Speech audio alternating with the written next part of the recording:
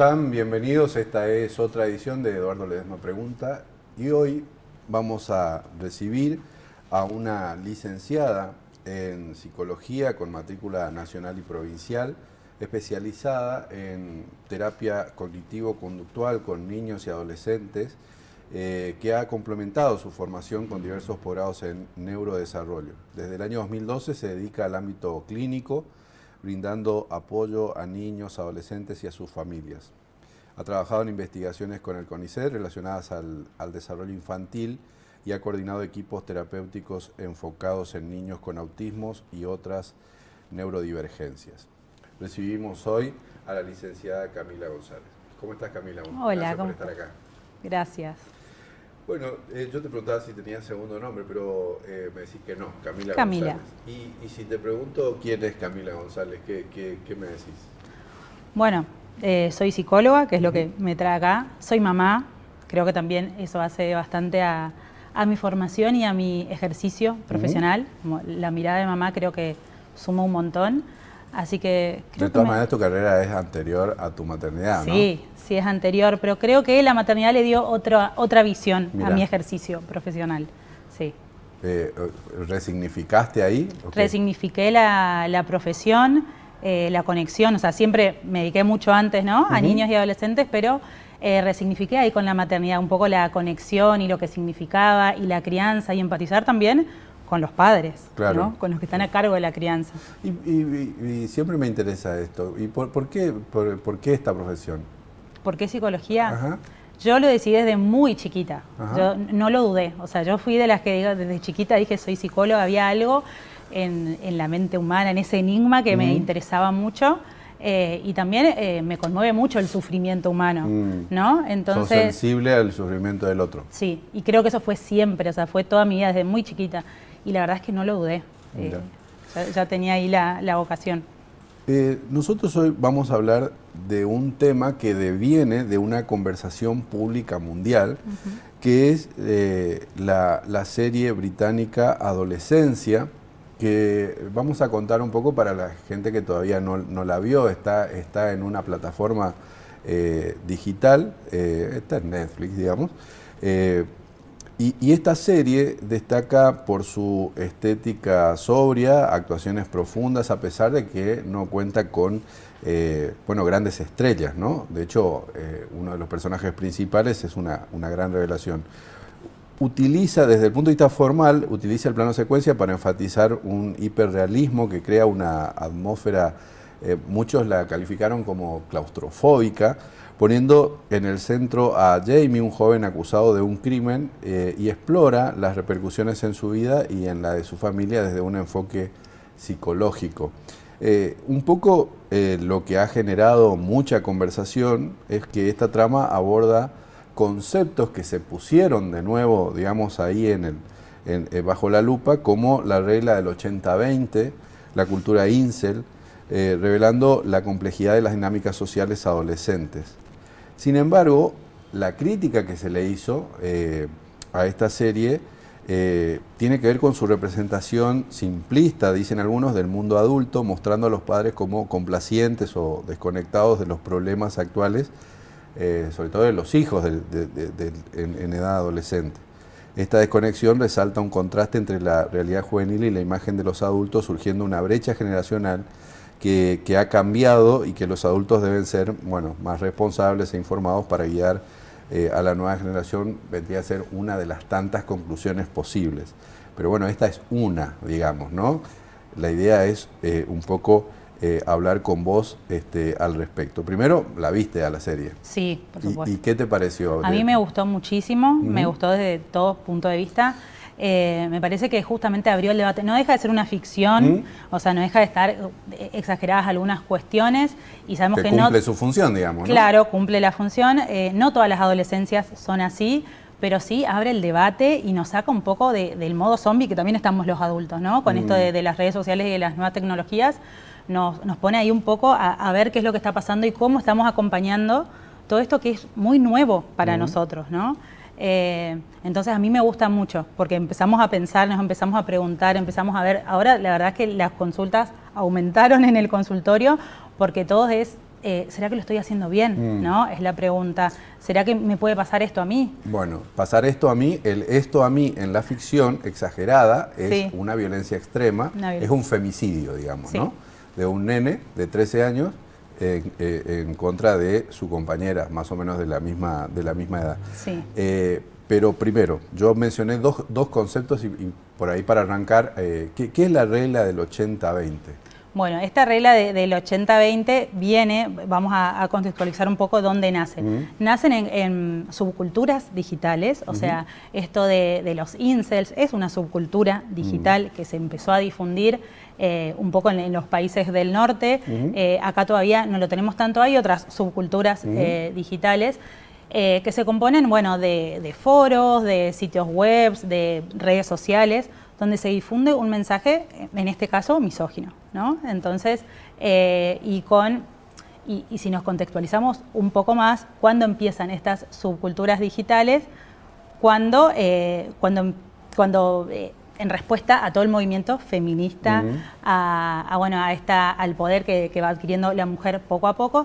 Entonces, respuesta a todo esto, aparece una reacción, aparece el hombre, el varón un poco herido, ¿no? en esto de su papel y de su lugar y de no encontrar bien su lugar. Y es una reacción a esto, una reacción sumamente violenta, ¿no? Entonces, ¿qué nos pasa un poco con los adolescentes cuando se encuentran con estos modelos? ¿no? Con estos modelos y con esto estoy buscando una respuesta, el mundo exterior me está haciendo sentir de determinada manera y me voy al mundo digital a encontrar una respuesta a esto y me encuentro con una comunidad de personas que les pasa lo mismo. La regla del 80-20 es que al 80%, esto es lo que cuenta en la serie, al 80% de las mujeres les gusta el 20% de los hombres. Entonces hay que hacer algo para que las mujeres puedan gustar de mí, digamos, ¿no? Claro, porque estoy a priori afuera del 20%. Estoy afuera y tengo que hacer algo. Y ahí empieza un poco el odio hacia la mujer y estos son los mensajes que se difunden. Y después nos encontramos con modelos que exacerban algunas conductas de poder y de cómo tendría que ser el hombre para poder ganar a la mujer y para poder de nuevo posicionarse en ese lugar, ¿no? De poder y de nuevo y de dominante. ¿Y el incel? Y el incel son chicos, es el célibe involuntario, sería la definición, la traducción en español, y son los que les hacen creer es que son chicos que nunca van a estar con una mujer. Eso es lo que dice, sos involuntario, pero nunca vas a estar con una mujer. O sea, ahora no estás y en realidad nunca una mujer te va a dar bola y te va a hacer caso. Entonces, claro, empiezan a sentirse rechazados en el mundo real y encuentran que hay otros que les pasa lo mismo y que le dicen, pero esto va a ser siempre así, porque en realidad a la mujer no le gustamos nosotros, le gustan otros tipos de hombres. Y entonces empiezan a encontrar en esos mensajes algo que de cierta forma alivia, porque a todos nos está pasando lo mismo, a muchos nos pasa lo mismo. Y ese odio empieza a crecer, ¿no? Claro, pues se hace de nuevo una comunidad, de nuevo una manada, digamos, de nuevo, ¿no? Una comunidad digital, ¿no? Para un poco terminar con la serie y ahí sí derivarla, hay para mí, y mucho también de lo que he leído de la serie y lo que sí mucho me ha impresionado es el capítulo 3. El capítulo 3 es una sesión, digamos, es una psicóloga, el niño acusado ya está en un centro ahí y que busca una respuesta, ¿no? Quiere saber por qué hizo lo que hizo. Ponele, lo estoy simplificando. Sí. Pero la pregunta que guía, digamos, toda esa que es muy impresionante, no lo puedo describir yo con palabras, todo lo que se ve en esa escena, además continua, busca responder a un porqué y una pregunta que es muy impresionante, porque es esto que estamos hablando acá. En un momento la psicóloga reitera esta pregunta: ¿qué es ser un hombre para vos? ¿Vos qué ves ahí? ¿Te sentís un poco ahí representada por esa profesional que está tratando de entender? ¿Y qué es esta pregunta puesta en ese contexto? Sí, creo que la psicóloga está tratando de entender cuáles son los modelos masculinos con el que este niño se fue identificando, ¿no? Entonces, primero piensa que se fue identificando con el papá. Fíjate que hace como un recorrido de que cuáles eran las conductas de tu papá, a ver si él imitaba alguna conducta agresiva del papá. Y bueno, después nos vamos dando cuenta que no es así, que aparecieron otros modelos masculinos en los cuales este chico se fue identificando y fue imitando estas conductas. Entonces sí creo que es muy importante esa pregunta porque se supondría que esta conducta, esta agresión y esta violencia responde a ese modelo que el niño está imitando y con el que se sintió cómodo y se sintió identificado. Hay una idea en la serie que la serie muestra sobre la falta de comprensión que los adultos tienen sobre el mundo de los adolescentes. ¿Qué es lo que pasó? ¿Qué es lo que cambió para que eso tenga tanto impacto, digamos? Creo que eso siempre fue un poco así. Creo que esa es la base de la adolescencia, ¿no? Lo más profundo de la adolescencia es que es un momento, un periodo de la vida donde yo me diferencio de mis padres, trato de diferenciarme. Eso fue siempre. Sí, trato de buscar mi identidad y en esto voy buscando respuestas a estos nuevos modelos y afirmar mi identidad. Creo que lo que cambió ahora, cuando nosotros éramos chicos, son las respuestas que les damos a esas necesidades. Las necesidades son las mismas. Lo que cambió es cómo respondemos a esas necesidades, con qué, o qué respuestas dejamos disponibles a esas necesidades que tienen los adolescentes. A ver. ¿No? Así como a grandes rasgos, en la adolescencia se pasa por un montón de duelos, ¿no? En primer lugar, por el cuerpo, que se pierde, el cuerpo infantil que se pierde y todos los cambios hormonales y biológicos que a veces suceden de manera muy rápida y hay que adaptarse y tiene un impacto psicológico muy fuerte porque no estoy preparada por el cuerpo que estoy viendo, que estoy sintiendo, para todo lo que está sintiendo mi cuerpo. Por el otro lado, estoy dejando de ser un niñito o una niñita. Antes era el centro de la vida de mis padres o de mis adultos referentes y ahora me están tratando como un adulto, pero todavía no me siento un adulto y me ponen responsabilidades y yo todavía creo que soy un chiquito, sobre todo al principio de la adolescencia. Y por último, esto de desidealizar un poco los padres, ¿no? Esa figura de los padres que cae un poco de son mis superhéroes y no, ya habían sido que mamá y papá tienen sus errores, ya no son los que creo, ya me parece que no es la comida más rica que probé. Me parece, todo eso ocurrió siempre. Todo eso ocurrió siempre. Bueno, y ahora, el entorno ahora y ahora lo que pasa, bueno, y en esto de quiero buscar otros modelos afuera, necesito buscar otros modelos. Una adolescencia sana o esperable es la que confronta con sus papás, ¿no? Es la que busca modelos afuera. Para esto me tengo que confrontar, para esto tengo que buscar de otros pares y de otros modelos que me respondan a estas necesidades. Después veré si quiero imitar algo de mamá y papá. Claro, ¿no? En este momento tengo que conocer.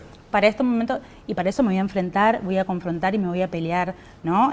Nos asusta cuando hay un adolescente que no quiere salir del seno familiar, cuando es lo contrario.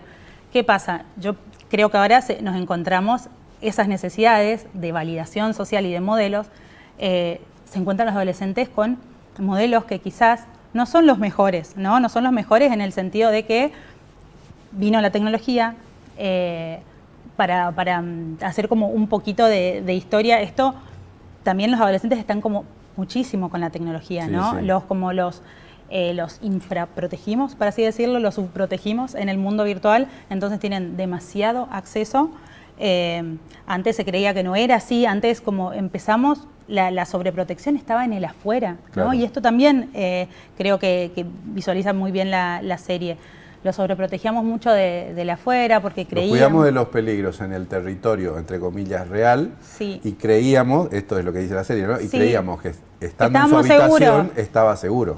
Ahora el problema es que el peligro entra por la pantalla, digamos. Claro, porque no sabemos lo que hay ahí, no sabemos todo lo que hay, ¿no? Entonces es mucho contenido sin filtro en edades para las que no están preparadas. Claro, para procesar todo eso. Para procesar todo eso. Eso es lo que nos pasa un poco con el mundo virtual.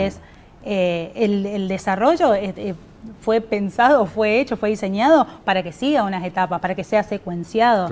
Tanto el desarrollo biológico como psicológico, como el social, como la autonomía. Primero nos dejaban ir a jugar a lo de una amiga, después ir a dormir, después volver solos caminando de la escuela, después ir a una fiesta. En el mundo virtual... Eso está todo ya. Todo ya. No hay, todos tenemos la misma edad. Exactamente. No hay diferencia de edad. Entonces, todos usamos las mismas redes sociales y todos tenemos acceso al mismo contenido. Entonces, un chico de 9 que está iniciándose en el mundo virtual tiene el mismo acceso que nosotros a todo, ¿no? Entonces, y no están preparados. La verdad es que madurativamente no están preparados. Y Y bueno, esa es una complejidad que acerca además otro factor, digamos, que es la violencia. Sí. Es decir, ahí el modo de comunicación, pareciera, hoy, es un modo violento. Es un modo más violento. Y creo que se difunde por las redes sociales, ¿no? Se difunde por los entornos digitales, como que está mucho más permitido todo, ¿no? Está más permitido ser más violento, también el anonimato, como la inmediatez, todo esto nos permite como ser un poco más violento. Entonces, no me gusta algo, te elimino del grupo. Eso se ve un montón, ¿no? No me gusta lo que dijiste, te eliminé del grupo. Hiciste algo, te eliminamos todos y hacemos que todos estén en contra tuyo. Todas estas cuestiones antes no pasaban, ¿no? Como que y se negociaba. negociaba. Ahí hay una cuestión que se pierde también, esa capacidad de negociación, de estirar al máximo la frustración, digamos, ¿no? Una cantidad de cosas que ahora ya directamente no pasan. Claro. Por eso, o sea, creo que la diferencia con nuestra adolescencia y esta adolescencia es que básicamente nosotros crecimos en comunidades, con interacciones reales, en un mundo... Crecimos al aire libre y la generación de ahora creció con un teléfono en la mano. Bueno, entonces no es lo mismo. Y ahí porque recién dijiste esto, ¿no? De las comunidades sociales, las redes sociales, ¿no? ¿Qué papel juegan? Porque sacar o eliminar o pensar que eso va a volver para atrás, al menos hoy no se ve. ¿Y entonces qué hacemos con eso? ¿Qué hacemos? Sí, las redes sociales modelan las conductas, modelan los comportamientos sociales y bueno, fomentan como el aprendizaje social hoy en día. No es el mismo aprendizaje que sucedía antes con interacciones reales o que debería suceder. No es lo mismo. Hay cosas que no se aprenden o que reales se aprenden. Podemos traducir por interacciones con otro humano. Con otro humano, mayor. físicas, sincrónicas, en el mismo lugar, donde yo puedo estar con vos y leer tus gestos, donde usamos el cuerpo para comunicarnos. Todas esas cuestiones en los entornos digitales no suceden, entonces hay aprendizajes que no se dan, eso es real, hay aprendizajes que nos están dando, hay formas de vincularse que no aprendemos, ¿no? O que no están aprendiendo. Entonces, ¿qué hacemos con las redes sociales? Un poco creo que no es lo mismo un adolescente que está entrando, o sea, en la pubertad a los 10 años, que uno de 18. O sea, creo que tenemos que el acceso tiene que ser gradual, como es el desarrollo. O sea, una cosa es jugar a un juego en línea y otra cosa es, bueno, entrar a tener redes sociales, entrar a TikTok, por ejemplo. Creo que tiene que ser escalonado, creo que al principio tiene que ser bastante regulado por los padres. Yo creo que los filtros y los controles parentales están muy bien, pero no alcanzan, no son suficientes, ¿no? Porque sabemos sobre todo que la edad se puede evadir muy bien en todos lados, entonces los controles parentales están bien. Y además porque son más, como son nativos de ahí, conocen mejor incluso cómo evadir el control parental, digamos, ¿no? Claro. Sí tenemos que estar mucho más comunicados, ¿no? Sobre lo que están haciendo. Entonces, sí creo que es necesario que el acercamiento al mundo digital sea gradual, como podamos hacerlo. Pero también nos tenemos que preguntar qué está haciendo nuestro hijo, qué está haciendo el adolescente, qué está dejando de hacer cuando no está en las redes sociales, ¿no? No solamente qué está haciendo y con qué contenidos está, que eso lo podemos charlar y algunas veces nos contará y otro no, sino qué está dejando de hacer, ¿no? Creo que es muy importante esa pregunta, porque se dejaron de hacer muchas cosas, se dejaron las interacciones cara a cara, se dejaron... no sé, los deportes. Digamos, la esquina, el tereré, la sentada en la y todas vereda. esas cuestiones, ¿no? Y entonces estamos recibiendo información constantemente, el cerebro está recibiendo información constantemente, y esto no es gratis para el desarrollo, ni para la atención, ni para los vínculos. Entonces, ¿qué está dejando de hacer? ¿Está dejando de dormir por estar todo el día con el celular? ¿Está dejando los hábitos que antes tenía? ¿Está dejando de ver a sus amigos? ¿Tiene amigos? En el mundo real, ¿se junta con los amigos con los que a veces juega? Porque una cosa es reforzar... Y hay una pregunta ahí, perdón, ¿no? Pero y tiene amigas, porque en el caso del varón, ¿no? Sí. Y en el caso de la mujer, sí tiene amigos. Porque también ahí un poco la serie deja también eso ahí, ¿no? El cómo interactúas con el otro sexo, digamos, y cómo eso también te va formando el carácter, sobre todo para evitar la violencia, digamos, ¿no? Claro.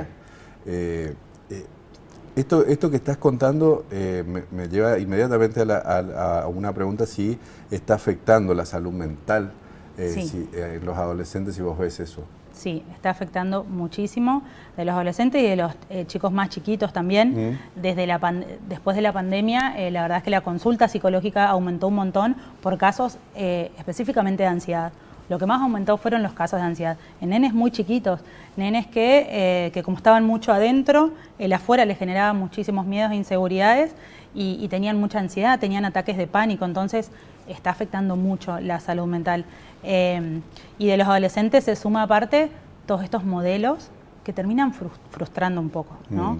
Porque los varones tienen estos modelos, los modelos tienen estos modelos de masculinidad y las mujeres también se encuentran con un mandato de belleza y de seguir, que es muy fácil de verlo en TikTok, que también frustra mucho. Entonces vemos adolescentes muy frustrados por los que ven, por no poder llegar a ese ideal, por no saber cómo vincularse. Esto de que no sé bien cómo vincularme con mis pares ni con el sexo opuesto pasa un montón.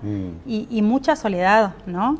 Pero creo que lo podemos, así como resumir en, les está costando mucho interactuar en el mundo real, ¿no? Porque eso que pasa en el mundo virtual no es lo mismo que pasa cuando me encuentro después en la escuela. No, claramente, No y eso se ve en todos los niveles, ¿no? Entonces, pareciera que tengo amigos o que manejo muy bien esto, pero después me voy y me frustro porque no sé cómo entrar a un grupo de amigos, no sé cómo manejarme con la chica que me gusta, ¿no? Esto más que en adolescentes un poco más grandes, pero sí afectó muchísimo, porque aparte sabemos el carácter adictivo que tienen las redes sociales y cada vez más. Y ahí, ¿cuál es la responsabilidad de los padres en la crianza de los chicos, de los adolescentes en la era digital? Porque también hay una cuestión que los adultos por ahí nos tiramos las responsabilidades, los padres a la escuela a los padres, todos a las redes sociales, pero mientras tanto, esto que vos decís, los adolescentes están más solos, ¿no? Una palabra tremenda para un adolescente, ¿no? Sí. Entonces, ¿cómo hacemos ahí? ¿Qué hacemos? Bueno, creo que la responsabilidad es un poco de todos, ¿no? O sea, esto que nos muestra la serie es un poco de todos, es un poco de los padres que a veces nos vemos las señales. Creo que eso muestra también muy bien la serie cuando dice, podríamos haber hecho más, no estuvimos viendo las señales de que nuestro hijo estaba solo, de que nuestro hijo se sentía mal. ¿Y cuáles son estas señales, no? Que pase mucho tiempo solo, que no pueda dejar las redes sociales, que no pueda dejar, que quiera dejar la computadora o el celular y no pueda, que no tenga amigos en la vida real, que no salga lo suficiente, que esté siempre malhumorado, triste. Se supone que en la adolescencia hay cambios muy bruscos de humor y que a veces va a estar enojado y que a veces no va a poder pegar un portazo, pero eso no tiene que ser todos los días. Claro. Entonces, hay señales que nosotros podemos ver de que necesitan de que abramos un poco más la comunicación, ¿no? Entonces, ¿cuál es la sugerencia para los padres? Es abrir un poco más la comunicación, a escuchar activamente a nuestros hijos, ¿no? Que es con todo el cuerpo, es dejar nosotros también el celular un poco, es comunicarnos, es abrir. No siempre va a estar abierta la puerta porque por lo general a veces no quieren hablar, pero dejar abierta esa posibilidad, esa puerta a conversar, a ver cuáles son sus intereses, ¿no? A ver si podemos tener algún interés en común, compartir algo, algún ritual familiar, algo, una música que te guste, no sé, una vuelta en auto donde podamos conversar, abrir espacios de comunicación. Tenemos que hacer como un poquito más de esfuerzo en esta etapa porque lo que antes quizás nos contaban naturalmente, algunos adolescentes no tanto, entonces abrir un poco más la comunicación, ver qué le está pasando. Y con la escuela lo mismo, creo que no sucede así como pasa en la serie, pero se ve mucha violencia en esa escuela y los adultos hacen como que si no pasa nada, ¿no? Como que acá no pasa nada y tratan de no ver esa violencia. Y cuando se instala la violencia es muy difícil de sacarla, ¿no? Se empiezan a comunicar violentamente, se interactúan así, se vinculan de esa forma y nadie aprende, ¿no? Si vamos a lo específico de la escuela, nadie está aprendiendo en un entorno violento. Entonces, es necesario que las escuelas también entren en eso y también estén atentos a qué está pasando con los chicos. Y te pregunto esto en clave de género, pero porque se puede abordar todo ahí, me parece. ¿Están los varones más expuestos a la violencia que las mujeres? Porque en la serie se muestra también a una chica que se relaciona muy violentamente con la policía, con las directoras, con las asistentes sociales. ¿De qué, y no sé si esto estaba vinculado o no, de qué se trata esta otra idea que circula, que es la idea de la manósfera. ¿Qué es eso? Y si vos ves algo de esto acá. Bueno, la manósfera es justamente este conjunto de subculturas digitales que tienen como objetivo un poco denigrar a la mujer, por así decirlo, porque tienen esta idea como misógina. Entonces, eso es la manósfera. Sí veo, quizás no, todavía no, acá todavía no lo vi mucho en el consultorio de chicos que estén en esa subcultura, pero sí en otros entornos digitales, y sí, su vida pasa por lo digital, entonces traen al consultorio muchísimas cosas que sucede ahí, ideas que sacan de ahí, entonces eso va formando, o sea, lo que ellos ven van formando sus opiniones y sus conductas. Eso sí imitan mucho y eso sí veo. Y también veo los efectos negativos, ¿no? Esto que hablábamos un poco a los modelos a los que están expuestos y la frustración de no poder llegar a eso que veo y que quiero, ¿no? Porque estoy tratando de imitar un poco cuando hablamos de qué hace el adolescente para crecer, busco modelos, ¿no? Y por un lado, o copio lo que veo, o lo que hacen todos, ¿no? Que eso un poco es adaptativo, porque en una sociedad nueva, en una comunidad donde recién estoy entrando, me asegura de que voy a estar bien si hago lo que hacen todos. Claro, una pertenencia. Sí, va a estar bien. Y eso en las culturas digitales es muy rápido. Yo lo aprendo muy rápido porque cuento cuántos likes tiene y cuántas compartidas. Y entonces ya sé lo que se espera en eso. En el cara a cara es más difícil y a los padres nos cuesta mucho más modelar una conducta esperada. Y por otro lado, sin contar que en la cultura digital ese tipo de acciones, de posturas, está incentivada también desde las máquinas, digamos, desde la inteligencia artificial de las propias redes, porque lo que buscan es que estés ahí, que no te vayas. El algoritmo, ¿no? Quiere que te quedes. Exactamente. Y una cosa que también es muy interesante, porque es un flash, ¿no? Pero que es muy hondo, esto de que en la cultura digital hay una cantidad de símbolos que significan por color, por forma, por cualquier cosa, significa una cantidad de cosas que a la vista nuestra podría ser un corazón rosado, un corazón rojo, un corazón anaranjado, ¿no? Y a nosotros como que nos queda absolutamente lejos descifrar todo eso porque tiene una significación distinta en ese.